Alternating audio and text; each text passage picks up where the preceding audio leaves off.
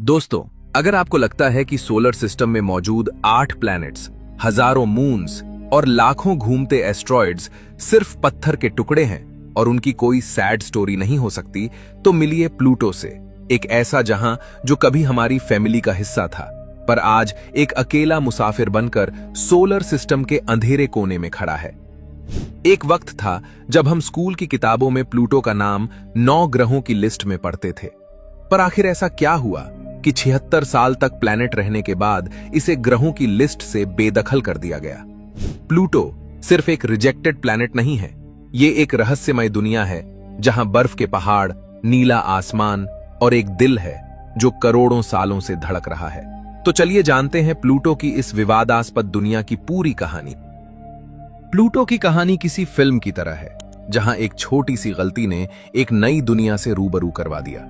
सोचिए, आपने कुछ गलत देख लिया और उसी गलती से कोई नई खोज हो जाए। प्लूटो की शुरुआत भी कुछ ऐसी ही थी। 20वीं सदी के आते आते वैज्ञानिकों ने सौर मंडल के 8 ग्रहों को खोज लिया था। जिस मैथमेटिकल एनोमली के कारण नेपट्यून की खोज हुई थी, वैसी ही एक विसंगति फिर से दिखने लगी। 1906 में एक वैज्ञानिक पर्सिवल लोवेल ने देखा कि यूरेनस और नेपच्यून की कक्षा को कोई बहुत बड़ा ग्रह डिस्टर्ब कर रहा है जो उसके पीछे मौजूद होना चाहिए। उन्होंने इस काल्पनिक ग्रह का नाम रखा प्लैनेट एक्स।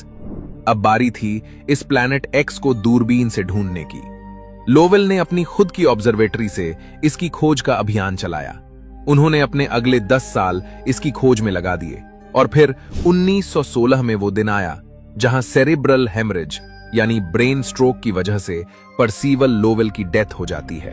पर्सिवल के बाद उनके मिशन को कंटिन्यू रखते हुए उनके साथी एस्ट्रोनॉमर्स ने अगले 13 साल प्लैनेट एक्स को ढूंढने में लगा दिए, लेकिन 1929 तक आते आते 23 साल बाद भी प्लैनेट एक्स नहीं मिल पाया।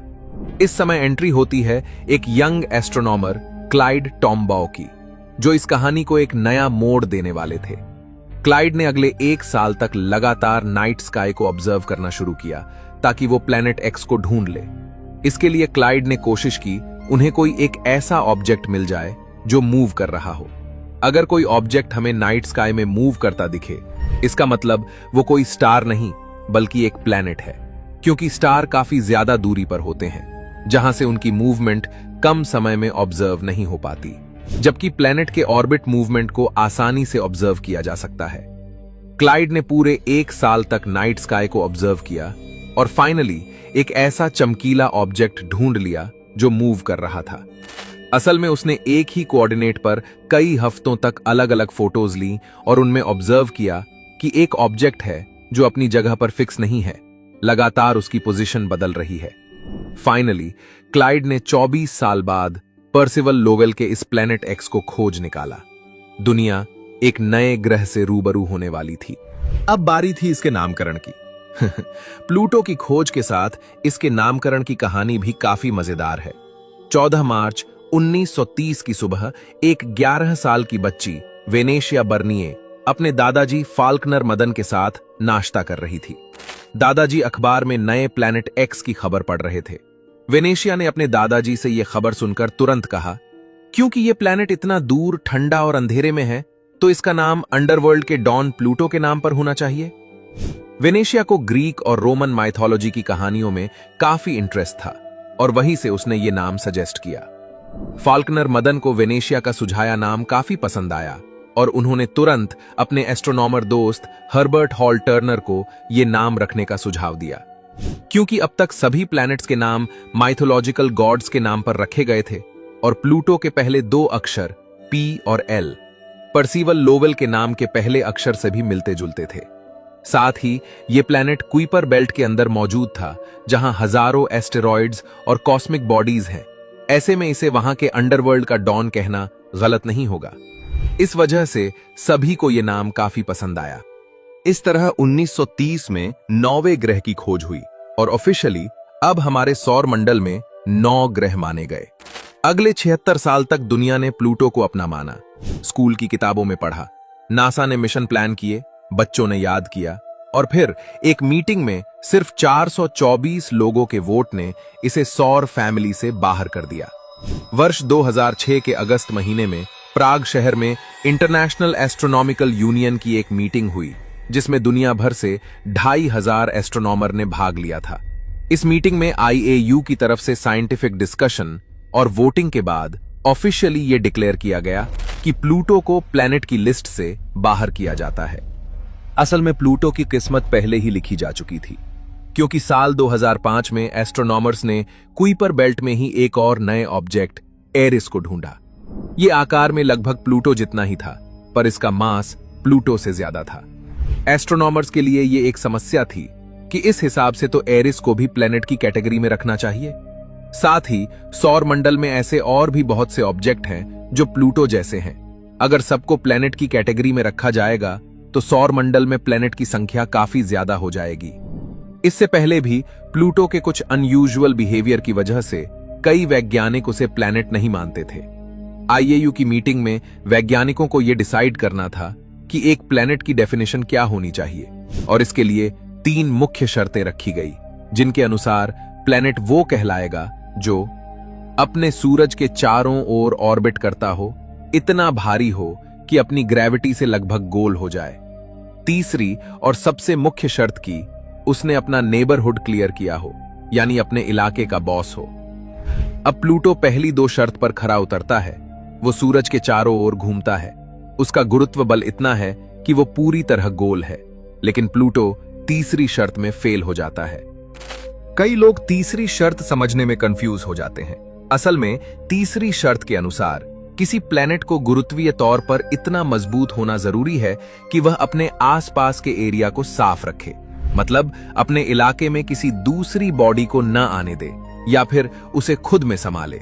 इस तरह अपने ऑर्बिटल पाथ पर उसी का राज हो। लेकिन प्लूटो के केस में वह कुइपर बेल्ट में मौजूद है, जहां लाखों छोटे बड़े एस्टेरॉयड और कॉमेट्स घूम रहे हैं। ऐसे में प्लूटो अकेला अपने इलाके का बॉस नहीं है, वो करोड़ों ऑब्जेक्ट्स की भीड़ का एक हिस्सा है। इसलिए वो प्लैनेट की कैटेगरी में नहीं आ सकता। इस वजह से प्लूटो को एक ड्वार्फ प्लैनेट यानी बौने ग्रह की कैटेगरी में रखा गया। अब जैसे ही प्लूटो को प्लैनेट की लिस्ट से बाहर निकलने की न्यूज पब्लिक हुई, दुनिया भर में यह बात फैल गई। इसने वैज्ञानिकों को और आम पब्लिक को हैरान कर दिया। हैरानी की वजह थी कि 76 साल तक प्लूटो एक प्लैनेट था और अचानक उसे प्लैनेट की लिस्ट से बाहर कैसे कर दिया गया। इस चीज को लेकर आम लोग काफी गुस्सा थे, और यहां तक कि कई वैज्ञानिक और एस्ट्रोनॉमर्स भी इस बात से सहमत नहीं थे। लोगों ने बाकायदा प्रोटेस्ट शुरू किए और उनकी डिमांड थी कि प्लूटो को फिर से प्लैनेट का दर्जा दिया जाए। कई यूनिवर्सिटीज, वैज्ञानिक संस्थानों में भी इसके खिलाफ आवाज उठाई गई। न्यू मैक्सिको के स्टेट असेंबली ने तो रेजोल्यूशन ही पास कर दिया कि न्यू मैक्सिको के आसमान में तो प्लूटो हमेशा एक प्लैनेट ही रहेगा। प्लूटो के सपोर्ट में सबसे बुलंद आवाज एस्ट्रोनॉमर एलन स्टर्न थे, जिनका आर्गुमेंट था कि अगर पृथ्वी, मंगल या वीनस जैसे ग्रह कुइपर बेल्ट में होते तो वो भी अपना नेबरहुड क्लियर नहीं कर पाते, तो क्या उन्हें प्लैनेट नहीं माना जाएगा? सिर्फ जगह बदलने से प्लैनेट का दर्जा नहीं छीन सकते। उनके अनुसार धरती के आसपास भी कई छोटे मोटे एस्टेरॉइड्स हैं, जुपिटर के पास भी है। किसी भी प्लैनेट ने 100% नेबरहुड क्लियर नहीं किया है। कई अन्य वैज्ञानिकों के अनुसार नेबरहुड क्लियर करना पूरी तरह डिफाइन नहीं है, बल्कि एक कंफ्यूजिंग शर्त है।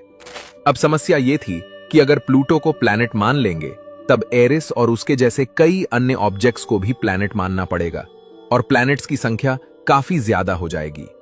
इसके अलावा प्लूटो अपने आप में एक अकेला प्लैनेट नहीं है, बल्कि यह एक बाइनरी सिस्टम जैसा है, जहां प्लूटो और चैरॉन 2 ऑब्जेक्ट एक दूसरे के चारों ओर घूमते हैं। तब चैरॉन को भी प्लैनेट मानना पड़ेगा। इस सब के बाद भी इंटरनेशनल एस्ट्रोनॉमिकल यूनियन ने अपना डिसीजन नहीं बदला और प्लूटो को सौर परिवार से बेदखल करना ही पड़ा। लेकिन इसी दौरान प्लूटो की हरकतें वैज्ञानिकों को परेशान कर रही थीं। आखिर यह एक पत्थर का टुकड़ा है या पृथ्वी की तरह जिंदा? और यहीं इसकी कहानी को सबसे इंटरेस्टिंग मोड़ मिलता है। 2006 में ही प्लूटो के बारे में विस्तार से जानने के लिए इसकी ओर नासा के न्यू होराइजन मिशन को भेजा गया, ताकि ये प्लूटो को करीब से जान पाए और इसके बारे में नई जानकारी दे। इस मिशन के प्रिंसिपल इन्वेस्टिगेटर खुद एलन स्टर्न थे। पृथ्वी से लॉन्च करने के बाद न्यू होराइजन स्पेसक्राफ्ट को प्लूटो तक पहुंचने में करीब 9 साल का समय लगा।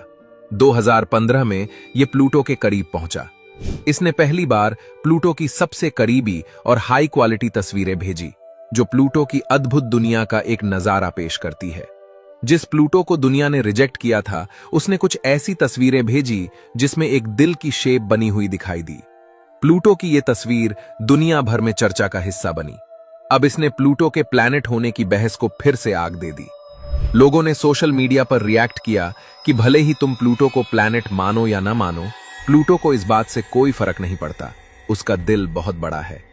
पर IAU ने अपनी डिसीजन को बिल्कुल भी नहीं बदला और इसे एक ड्वार्फ प्लैनेट ही रहने दिया।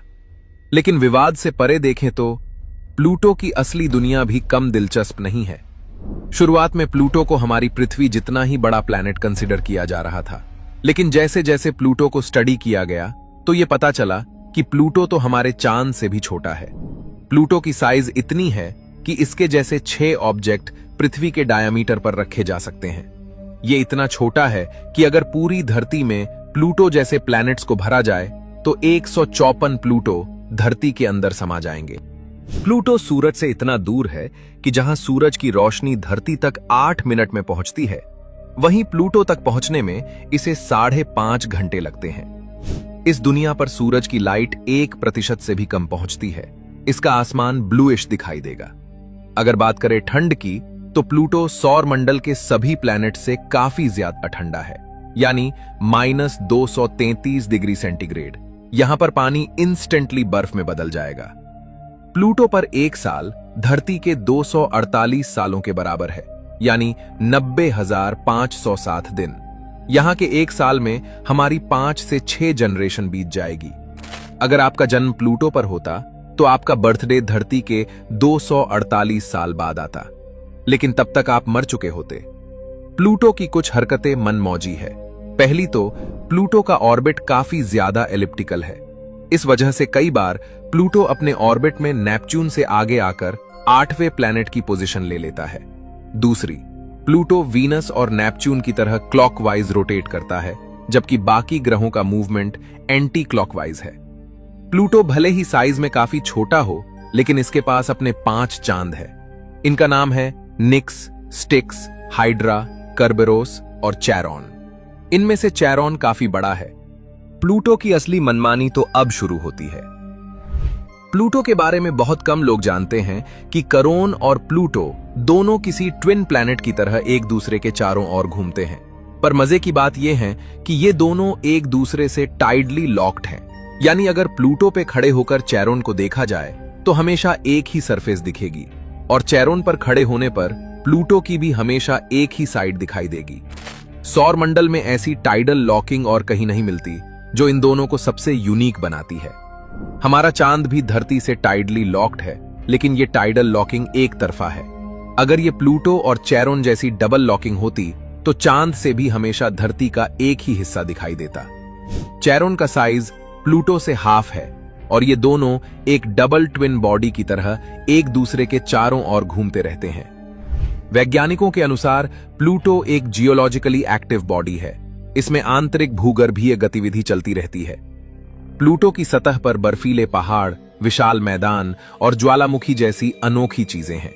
इस पर मौजूद इस दिल की शेप वाली संरचना का नाम प्लूटो के खोजकर्ता टॉम्बो रेजियो के नाम पर रखा गया है। यहां बर्फीले पहाड़ मौजूद हैं। ये 3 से 6 किलोमीटर ऊंचे नाइट्रोजन और मीथेन की बर्फ से बने हैं। कुछ वैज्ञानिकों के अनुसार प्लूटो की सरफेस के नीचे सॉल्टी अमोनिया रिच समुद्र हो सकता है, और इस वजह से उसके सतह के नीचे लाइफ होने के चांसेस बढ़ सकते हैं, क्योंकि प्लूटो की कोर में यूरेनियम, थोरियम एलिमेंट्स हो सकते हैं, जिनके रेडियो एक्टिव डीके से लगातार अंदर गर्मी प्रदान करती है, जो लिक्विड वाटर को मेंटेन कर सकती है। ऐसे में कई एक्सपर्ट्स को लगता है कि प्लूटो को हल्के में लेना सही नहीं था। हमने शुरुआत में कहा था कि प्लूटो की खोज एक गलती से हुई थी, और असल में वो गलती क्या थी ये पता चलता है 1989 में, जब वॉयेजर 2 स्पेस प्रोब नेपच्यून के पास पहुंचता है। तब नेपच्यून का असली एक्यूरेट मास पता चलता है, जिससे पता चला कि नेपच्यून के कक्षा में कोई गड़बड़ी थी नहीं, बल्कि ये नेपच्यून के मास की गलत जानकारी होने के कारण हुई एक कैलकुलेशन एरर थी। यानी जिस विसंगति को मानकर प्लैनेट एक्स का अभियान चला, वो सिर्फ नेपच्यून के बारे में गलत जानकारी से पैदा हुई एक एरर थी। पर अगर वो एरर नहीं होती तो वैज्ञानिक प्लैनेट एक्स की खोज करते ही नहीं और प्लूटो को हम नहीं खोज पाते। तो दोस्तों, आपने देखा कि किस तरह एक कैलकुलेशन मिस्टेक ने हमें प्लूटो की दुनिया से रूबरू करवाया और गलती से खोजा गया ये प्लैनेट लोगों के इमोशंस से जुड़ गया। आज भी कई वैज्ञानिक और खगोल शास्त्री प्लूटो को एक प्लैनेट के तौर पर ही मानते हैं। भले ही आईएयू ने प्लूटो को प्लैनेट होने से नकार दिया, लेकिन उसी वक्त 300 एस्ट्रोनॉमर्स ने एक पिटीशन भी साइन किया था जिसमें उन्होंने आईएयू के फैसले को नकार दिया। प्लूटो की इस स्टोरी को लेकर आप लोग क्या सोचते हैं? अगर आप 2006 की आईएयू मीटिंग में होते तो आप किसे वोट करते? प्लूटो को प्लैनेट बनाते या ड्वार्फ प्लैनेट? अगर आपको लगता है कि प्लूटो प्लैनेट होना डिजर्व करता है तो वीडियो को लाइक करके प्लूटो को सोलर फैमिली में वापस लाओ। देखते हैं आम जनता के वोट्स में प्लूटो प्लैनेट बनता है या नहीं। मैं मिलता हूं आपसे किसी अगले वीडियो में एक और कहानी लेकर। तब तक के लिए ब्रह्मांड की सैर करते रहिए।